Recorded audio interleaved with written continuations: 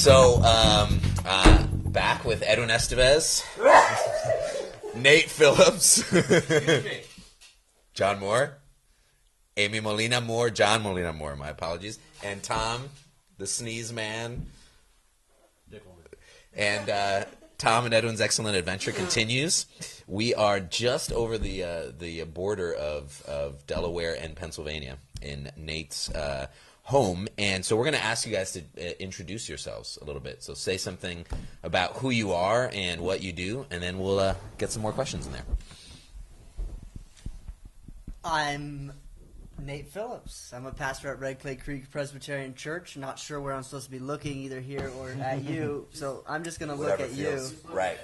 I'm a pastor at Red Clay Creek Presbyterian Church, and I've been here for about 8 years. And yeah, I do all kinds of different things to keep from getting too bored and lonely.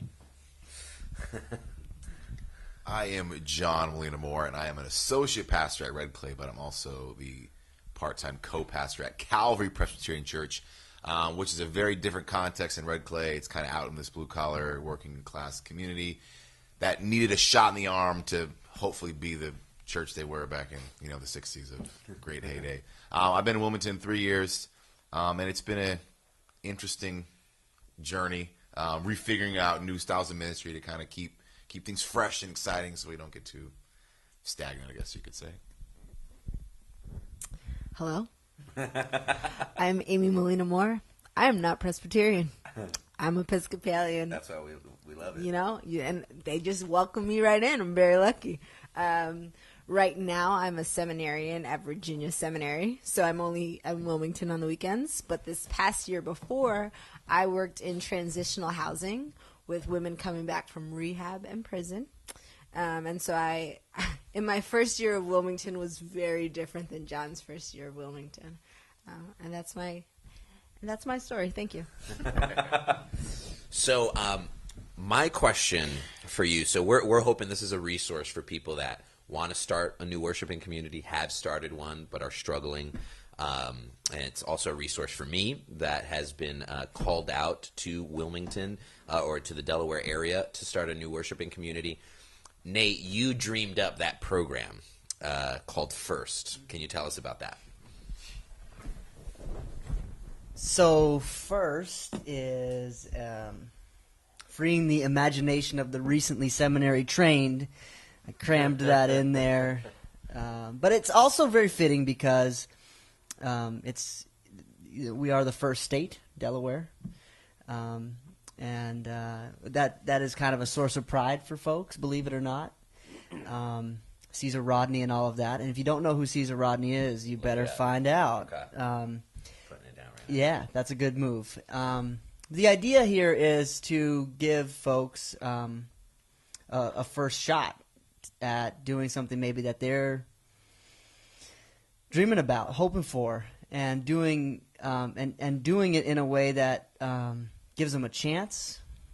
People can do this on their own without any support, and it's been done, but those are the kind of like the hero stories, and we don't have that many heroes out there. We have some Edwins, but we don't have that many heroes. Not that you couldn't be one, brother. I can be your hero. I can be your hero, baby. So the idea is to kind of give folks some support. We have a system set up, a kind of a loose system that allows a person, recently seminary trained person, to come in and work with some pastors that have a footing here in our presbytery, with a presbytery that's got some openness and flexibility around doing something new, and a little bit of money to be leveraged for folks to get going and still be able to eat. Again, it's loose. We all have our day jobs, First and foremost, I serve at Red Clay, and yet there is a whole lot of love and support for those that serve at F.I.R.S.T. we work out all the time. We're working out like what does good support look like. But that's kind of the program. Someone like yourself will come in and they'll get a part-time position with a part-time salary and benefits, and kind of be given the landscape to look at and to chew on, and hopefully to find some movement of the Spirit as a community calls them. That's, I think, the big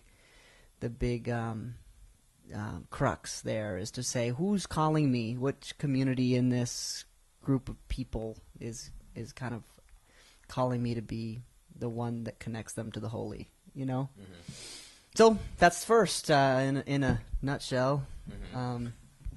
So basic question. Yeah. Why do you think it was important to start F.I.R.S.T? Why did you dream it up? Why do you think it continues to be important? What do you hope to see out of it? So when I came to the Presbytery, the Newcastle Presbytery, I was 27 years old, and something like that, 27, 28 years old. And then like 7 years later, I was the youngest person in the Presbytery, and 7 years later, I was still the youngest person in the Presbytery. And so I got tired of that, and started thinking about that. And once you've been the token young person for that long, you actually do start to get a little footing, and people people have listened to you. Maybe you've gained some respect in that community, and so I felt like I was in a really unique position to leverage some of that and to say, hey, can we try this? I mean, a lot of people that are younger in the ministry don't have that kind of standing, because you move around I didn't move around in my first 7 or 8 years. Obviously, I've been here for 8 years, and so I've been able to kind of like build a little capital, and so I decided that it would be best to use that to try to get some friends in here. You know what I mean? Ministry fun. Yeah. So that's the plan, and so there's definitely a selfishness to it. But I also think that if we could create a culture in this presbytery where we had a younger energy, or at least diversified ourselves in terms of the age of our ministers, it'll bring a lot of life to our presbytery. Maybe make our witness and ministry more exciting. So, I think I answered your question. I think you did. Yeah. And I also have a question for John that Sure. I'll follow up for all of you. What excites you about Delaware, about Wilmington area, about what you're doing, and what do you see as some of the challenges? Exciting. The exciting part and the challenge kind of roll up in one, and that's that Wilmington is walking along this fence line, and the whole city is just waiting to fall over into a cool place for arts, a cool place for community, a diverse area, everything you would want in a city. It has all the domino pieces like lined up, ready to go, but we're just waiting for that one to knock it over to line up. And then the challenge is what makes it happen? What's the momentum that gets it to go, that knocks it over? And cool things about being here while that's happening, in terms of faith perspective, is that you don't run into people who want nothing to do with a practice of faith, as you would in a lot of other cities. You don't get that. You don't get that so much in Wilmington, because you have these deep Catholic roots, you got these deep Presbyterian roots, and people are like, okay, I'd be interested in exploring that and seeing what that is. Which is also a challenge, because now we're cracking and breaking this understanding that they might have had, be it wrong or correct, of what a faith or a church community, worship community might be like. So that's definitely a challenge, and something that's exciting about doing something here in Wilmington. I would follow that up for you, Amy. What's been challenging and what's exciting, or what are some hopes, promises? Yeah. So my experience in Wilmington was largely with the drug-addicted community, and so that sort of was a whole bunch of other issues that I dealt with. And like my drive-through work was like, in the warm days, you don't drive through this street because you never know what had happened. You don't have your windows up, which is kind of the exciting part for me. Wilmington isn't a huge city. So there are streets that look like Baghdad, just like bombed out buildings. And I don't understand it, quite honestly. Because it seems like it's manageable. And so what excites me is a little bit of this community organizing, some housing policies, some school stuff. Like the basics need to be addressed in Wilmington. And I think that's a great opportunity area for faith communities. And there's lots of resources, we can demand this change and someone to focus on these problems. And they've largely been overlooked because, it's the black people, it's the Latino people. And so the race demographics and the money plays a huge, huge role, as in everywhere, but most especially, I think, in Wilmington, more so than any other place I've ever lived. So that's cool. And what draws you to ministry? You're a seminarian. You're going through the Episcopal Church. We went to seminary together. Full disclosure, with John and actually fellow alum right here too. No offense to our McCormick seminarian here, also San Francisco. And you went through that, mm-hmm. and then now you're getting further training in the Episcopal Church and further ordination training. So what's important for you about that? I think some of it was the social justice piece. I had worked at a nonprofit doing AmeriCorps before seminary. And I just remember feeling like I'm always going to feel like a failure at the end of the day because the systems don't change. Like in my lifetime, I am not going to rebuild the education system. And there's something about being able to give it to God that is really exciting. And there's like that faith piece. It's like, I will be successful every day if I love people like Jesus. And that's a life I can live. Whereas nonprofits, the intentions are really great, and obviously that's good work, and I don't see myself not doing that in the future. But just the burnout from feeling like a failure often is hard. Yeah. And so that's part of it. And the other part was, the countercultural piece of Christianity. Mm. I just think people need to celebrate who they are, and I think Christianity can offer that. Mm. Thanks, Amy. That was pretty powerful. That was well said. Nate, can you follow up? What excites you about working in Wilmington, being in Delaware, and what are some hopes and some promises about it? But I can tell you what I'm excited about. Okay, I'm usually excited about my daughter playing soccer and my son Max, who likes to read books about tractors. I'm excited about working with John because he's an awesome friend and that Amy's part of my life as well. I'm excited about you coming. I'm mostly excited about relationships with interesting people. I think that goes back to what I was saying about why F.I.R.S.T, because I get excited by what John's doing. I can get excited about what you're doing, and then that makes me better at what I'm doing as I serve the people at my church. I mean, and this community.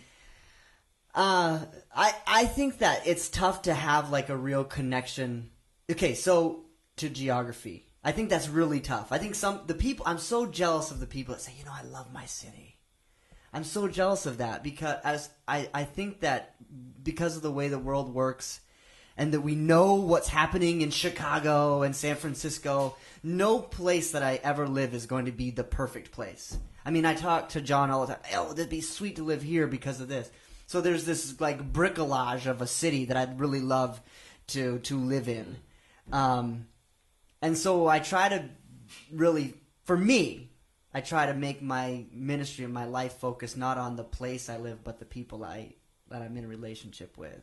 So that's what I'm excited about, is the people I know. I'm excited about Doug Gertz, who's part of our first team, and Nona Holy and Brad Martin, who have like given up on honestly a fair amount of their time to try to make this little thought of mine roll. And they put up with me more than any group of people should, and my impatience and my petulance and all of that good stuff.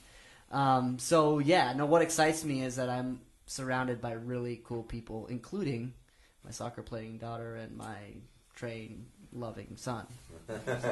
You should also throw in something about your wife, man. Just looking out for you. And my 11-year-old. And your 11-year-old.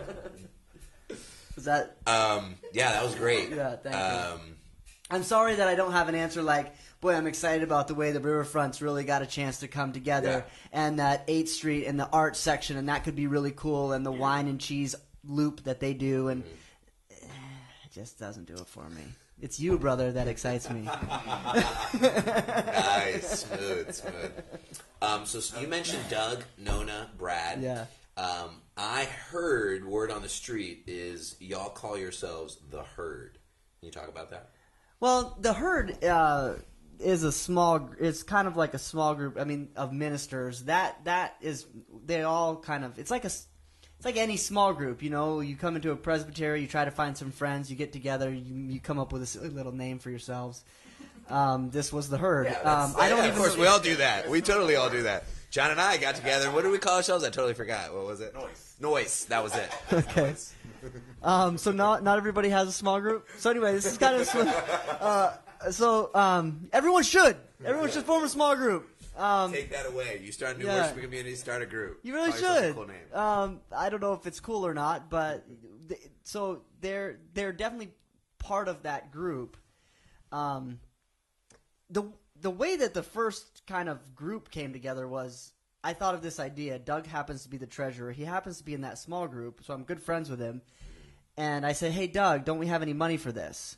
And he said, "Sure we do." And I said, "Perfect, we're going to do this." So I thought, who should be part of this?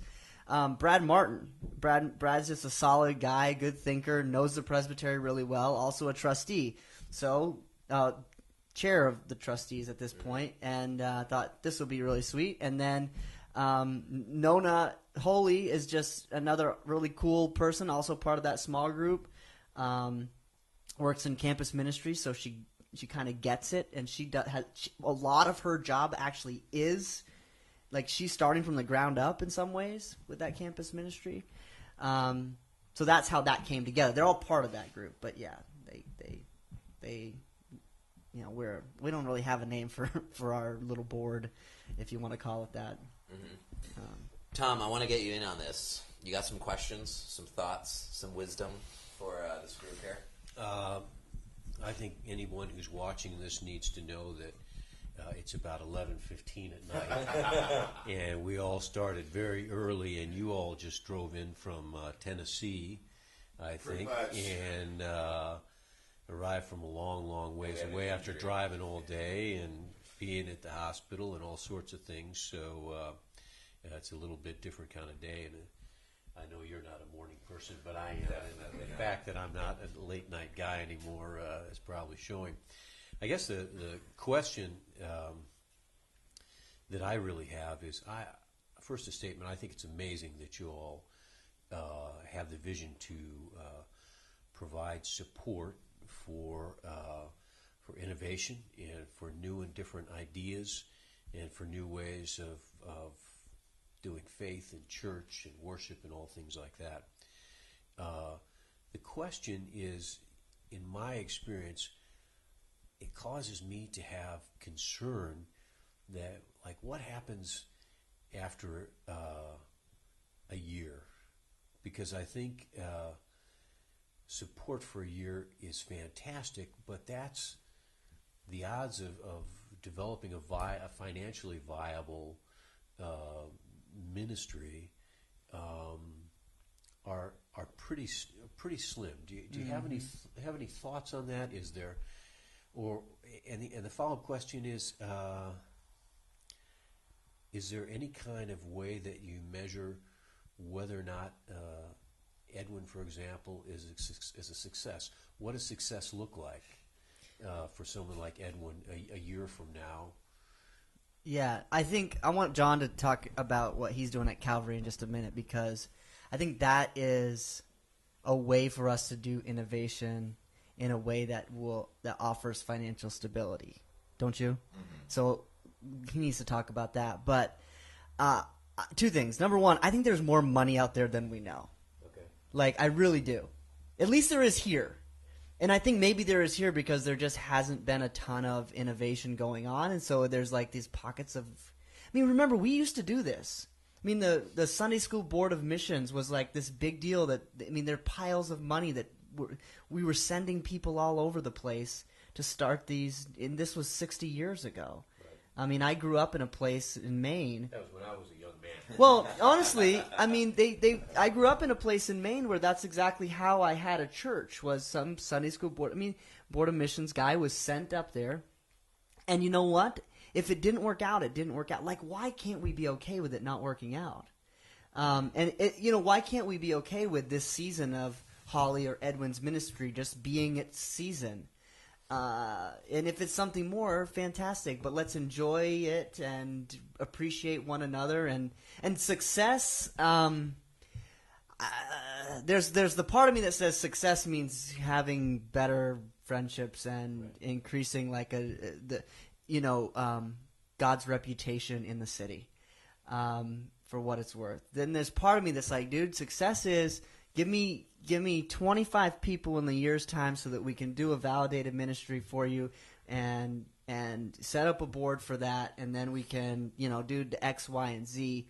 That makes me sad. It makes me sad that we have to do that part of it. But, if you don't,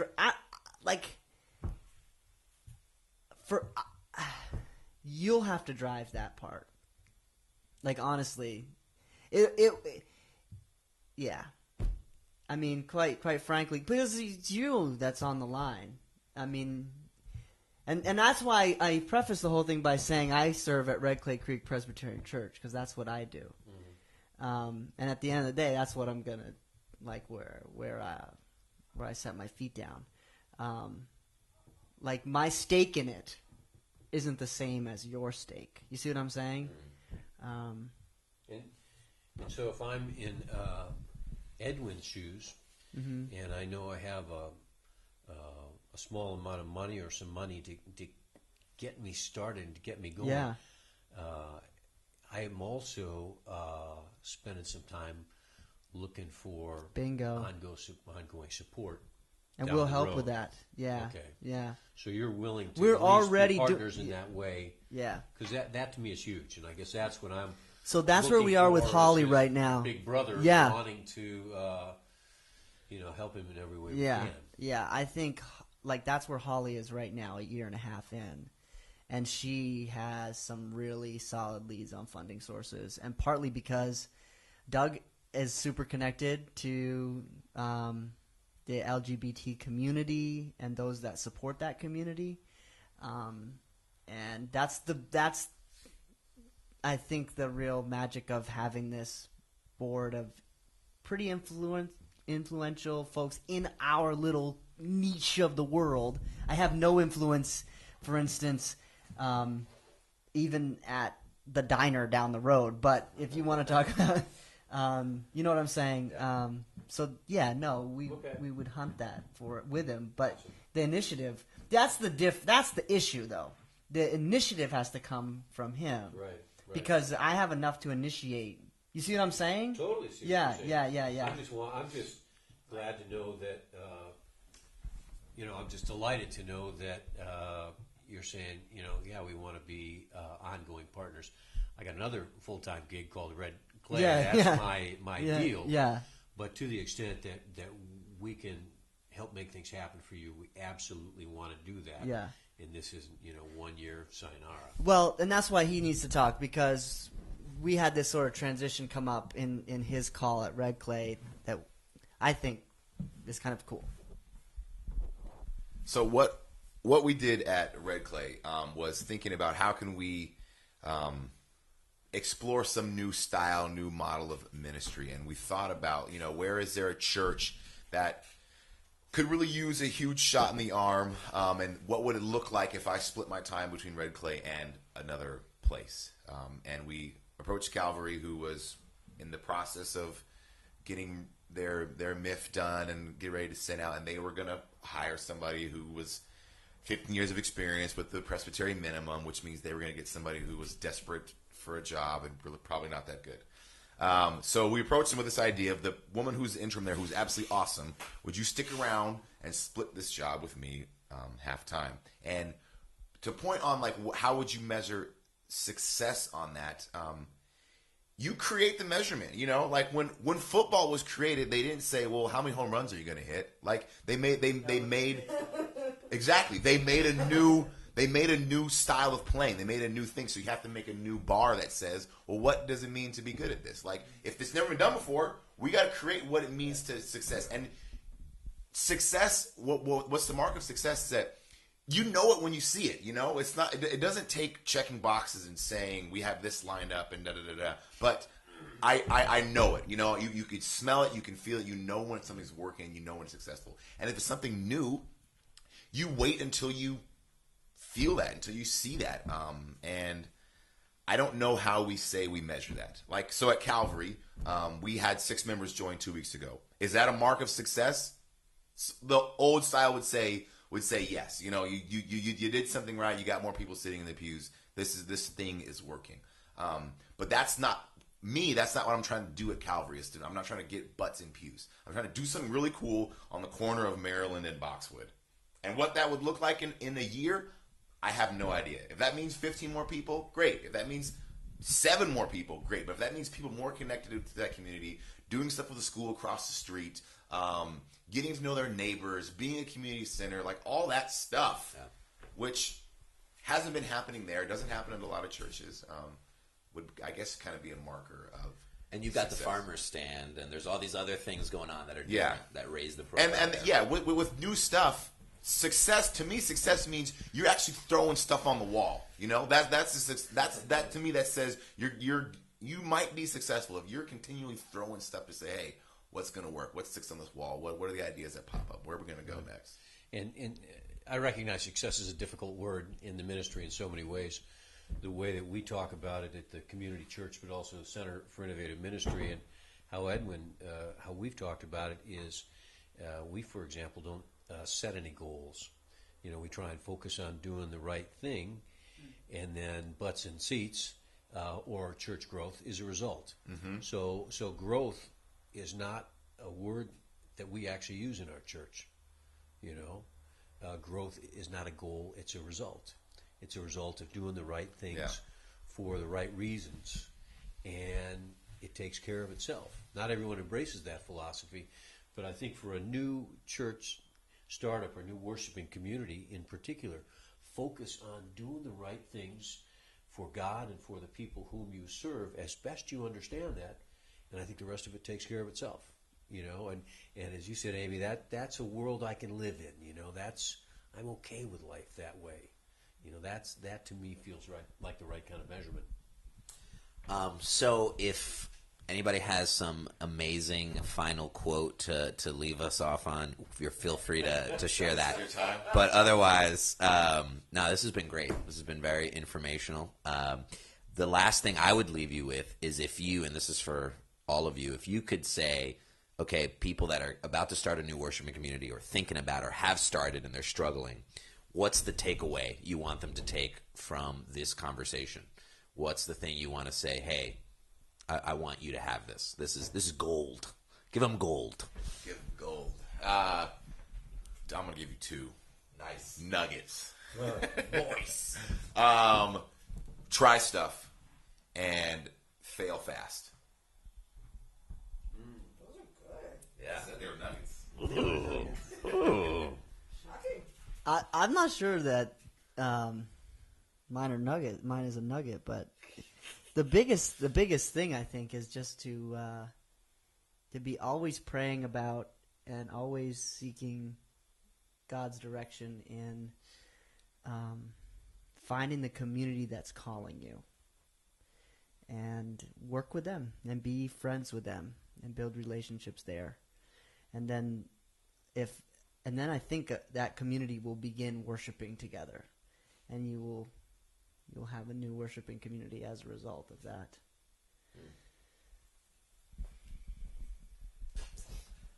As the non-teaching elder here, all I got is ideas. And I think what I've taken away from this conversation, and I think bears repeating, is just change what you think success is. Liberate yourself from this idea that what it means to be church is X, Y, Z. And it's like, if you're okay to play with that and go back to the beginning where it's people who eat together and make sure you have enough clothing and enough food and that you pray to Jesus, then you're a winner. And so that would be great, right? Okay, and I think you guys should say noise at the same time, and that should be like the outro. Count it off. Okay. 1, 2, 3. Noise. All right, thanks a lot, y'all. This is great. Amen.